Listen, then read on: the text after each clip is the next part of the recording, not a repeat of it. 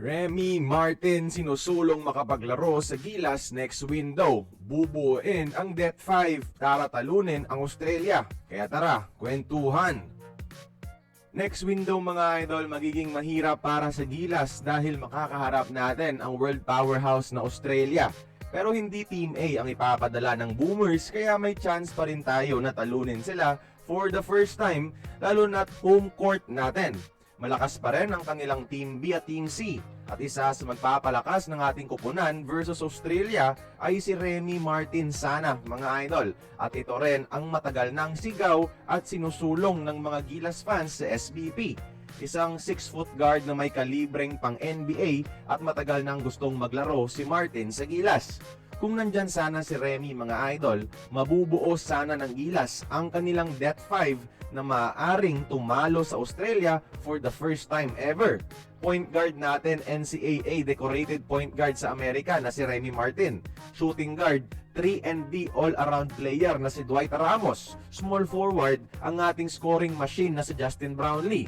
Power forward, ang former US NCAA talent na si Kentin Milora Brown. At syempre, the man in the middle, Kai Soto, ang magiging angkla ng triangle para sa center position mga idol.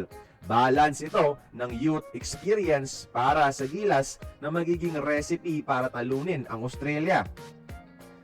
Emphasize ko muna, hindi ito balita. This video is just exploring the possibility kung gaano magiging deadly ang Gilas versus Boomers kung may Remy Martin sana tayo. Dahil sa current team ng Aussies na pinadala sa Asia Cup, I believe mas magaling si Remy Martin sa mga guards nila. Oftentimes mga idol, kapag nababasa na ang opensa ni JB, wala na tayong scoring guard na kayang mag-create ng plays sa kakampi o kayang bumuhay ng opensa sa shot creation ability. Yan ang maidadala ng isang Remy Martin mga idol, and his elite playmaking will make Kai Soto and QMB elevate their game to the next level.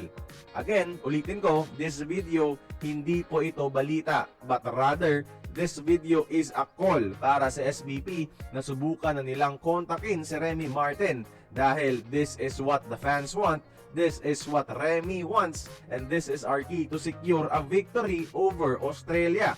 Sayang yung bagong FIBA criteria kung hindi natin i-take advantage. Di sila sure kung may passport si Remy before 18, simple lang, reach out to Remy. Wala namang mawawala kung kukontakin yung tao. Or di nila isasali dahil hindi pamilyar sa triangle? Paano ba yan magiging pamilyar kung hindi isasali sa pool? Diba?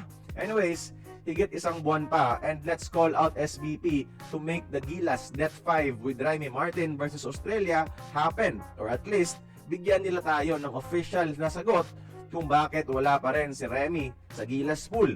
Kaya kayong mga idol, please like this video. If gusto nyong makita si Remy Martin sa Gilas Pilipinas, join the conversation, magkomento lamang sa baba.